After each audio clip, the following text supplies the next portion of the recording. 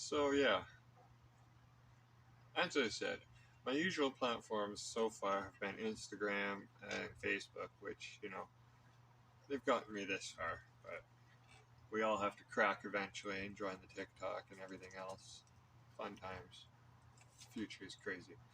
But anyway, because of that, I've been down this road at least once or twice already before, and I know your next question is going to be, Gary, how in the hell are you qualified, even remotely qualified, to run up to 10 huts and have them filled with, people who struggle with mental health and addiction? Well, for one, technically I'm not. You're right. However, I have run some of the worst high rises in the east end of this city.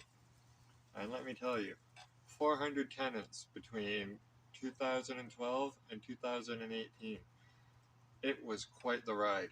I was best friends with the eviction sheriff. I was on a first name basis with most of the SWAT team at the time.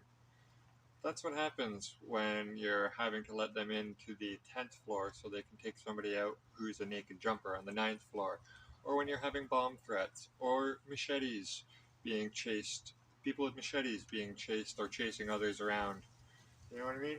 Like, I've waded through rivers of fecal matter to clean up after somebody was running a puppy mill in their apartment. Like, I've seen some shit, guys. I said it before and I'll say it again. I have seen some shit. So if you think I'm going to have a problem running 10 tiny little huts, no. No. That's not the hard part.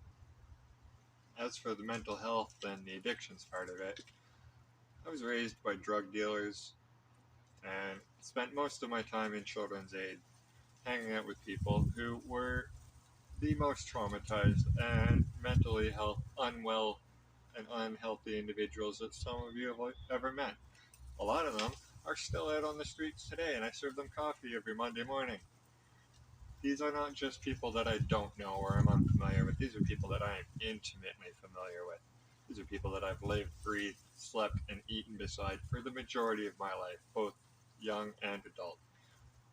Those SWAT team members I mentioned, in 2012, they started to get to know me as a professional, but for about 10 years before that, they knew me as the guy they had to come and arrest. Been arrested at gunpoint more than once. Also had tenants throw guns in my face more than once. I've been on both sides of the coin. Look at me go.